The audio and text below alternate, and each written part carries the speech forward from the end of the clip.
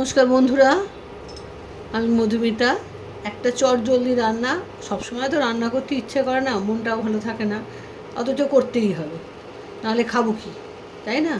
সেই জন্যে রান্না করতেই হয়, অথচ একটা কিছু তো করতে হবে। কি করব? বাড়িতে আছে ডিম, আছে আলু আছে, এক ডিমের ডালনা, সেটাও ভালো লাগে না। তা এখন আমি একটা মাথা খাটিয়ে একটা রান্না তোমাদের সঙ্গে শেয়ার করছি। এটা আমি মাঝে মাঝেই করি, যখন ইচ্ছে করে না রান্না করতে, তখন এই রান্নাটা করি। তাড়াতাড়ি হয়ে যায়, বেশি কিছু লাগে না, চট করে হয়ে যায়। দেখো, দুটো ডিম ফাটিয়ে নিয়েছি। এর মধ্যে সামান্য গোলমরিচের গুঁড়ো আর সামান্য নুন দিয়ে ভালো করে ফাটিয়ে নেব। এটা কিন্তু করে রাখলাম আগে। এবার ফ্রাই প্যানটা ইন্ডাকশানে বসিয়ে দিয়েছি।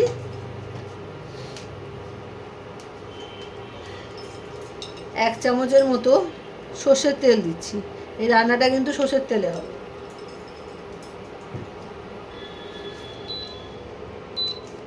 তেলটা একটু গরম হোক। আর এই যে আলু ছোট ছোট করে কেটে রেখেছি, দুখানা আর একটা ছোট দেখে আলু দিয়েছি। এই মোট আলু কেটে রেখেছি ছোট ছোট করে। আর পেঁয়াজ কেটেছি একটু বড় বড় করে। পেঁয়াজগুলো একদম কুচি কুচি হবে না, একটু মোটা মোটা করে কাটবে, মানে করতে না ইচ্ছা করলে যেরকম কাটতে হয় সেভাবে। তেলটা গরম হয়ে গেছে, এবারে পেঁয়াজগুলো ছেড়ে দিলাম। এই দেখো, দুখানা পেঁয়াজ কেটেছি।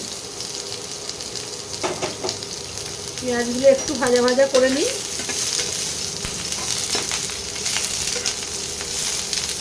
এটা করতে না ইচ্ছে করলে রান্না, তখন এই রান্নাগুলো করি আমি।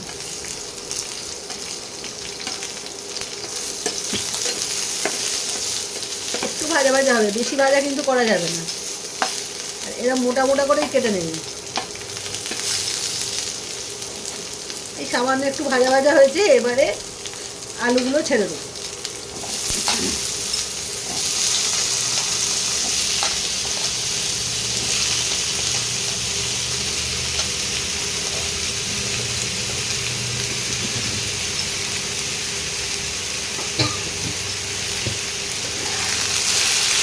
আলুগুলোকে পেঁয়াজের সঙ্গে ভাজা ভাজা করতে হবে। একটু ভাজা ভাজা করে নিই।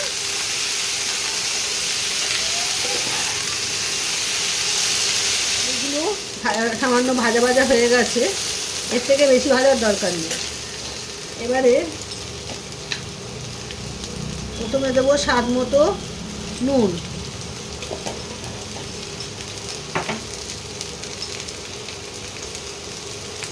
পরিমাণ মতো হলুদ গুঁড়ো,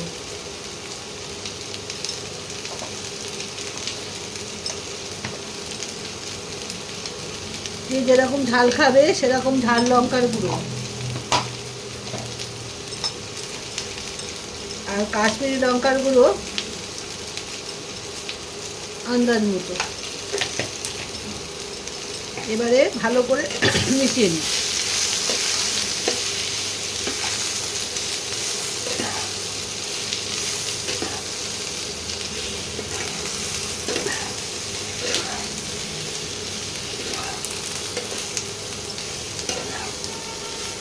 এবারে জল দিয়ে দিচ্ছি, আলুটা সেদ্ধ হোক।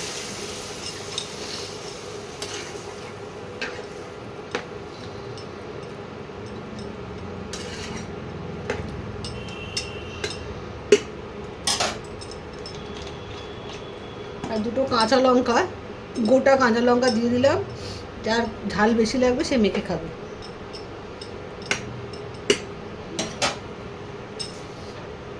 ঢাকা দিয়ে দিলাম। ব্যাস, এবারে আলুটা সেদ্ধ হোক, তারপরে তোমাদের এবারে দেখবো আলুটা সেদ্ধ হয়েছে কিনা।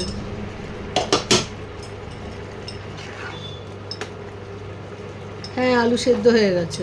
এরকম ঝোল ঝোল থাকবে। যে ডিমটা ফাটিয়ে রেখেছিলাম নুন আর গোলমরিচ দিয়ে, সামান্য নুন আর গোলমরিচ দিয়ে, এবার এটাকে আস্তে আস্তে ছেড়ে দেবো।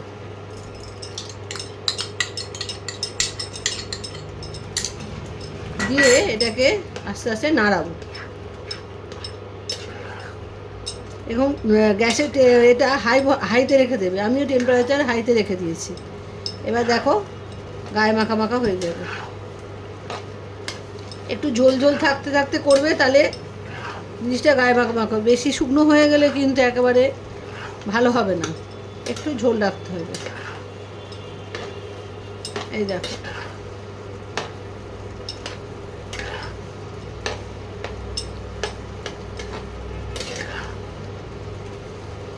দেখো গায়ে মাখা মাখা কিরম হয়ে গেছে।